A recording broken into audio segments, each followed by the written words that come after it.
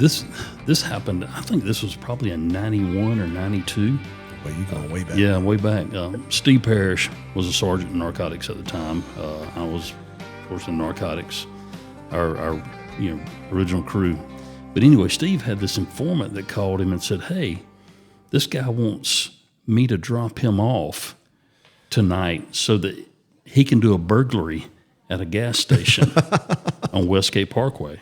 This guy was like a former employee, or I can't remember if he was a former employee or an employee had given him a key to the business or whatever. So it was going to be an easy break-in for him. Yeah.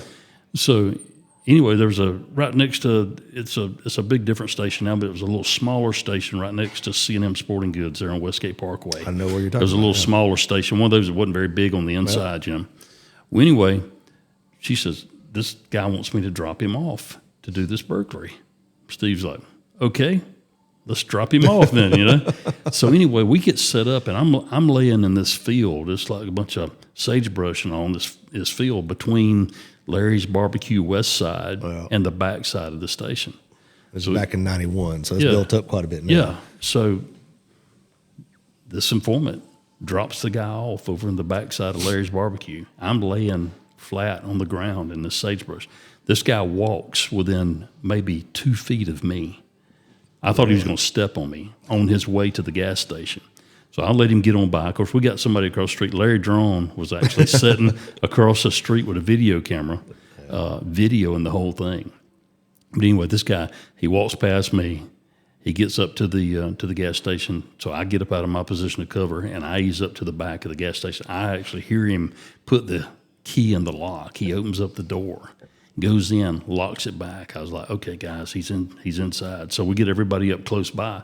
I'm standing right next to the glass at the door, like just peeking in. This guy's got a garbage bag in there, and he's just getting every carton of cigarettes that he can get, and he's throwing them in this bag.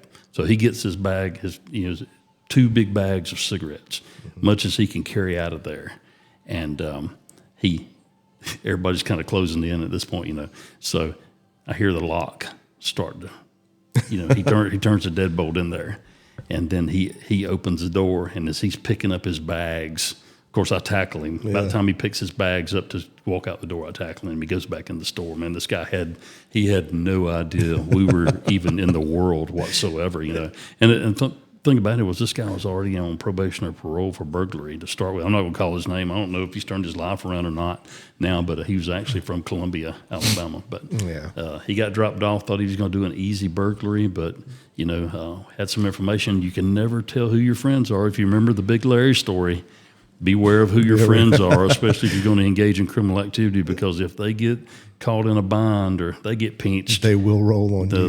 They'll roll on you too. So thought he was going to make an easy burglary, and he hit a brick wall on the way out. Exactly. So that was a pretty fun one. I wish we could have caught that guy's actual facial expression whenever he figured out what was going on. Oh yeah, absolutely. So that was one of those easy burglary cases. That was one of the funniest things that I remember about everything is when it was the expressions on people's faces when you had them. Yeah.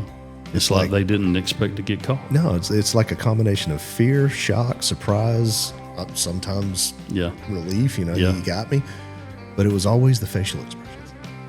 That's good stuff.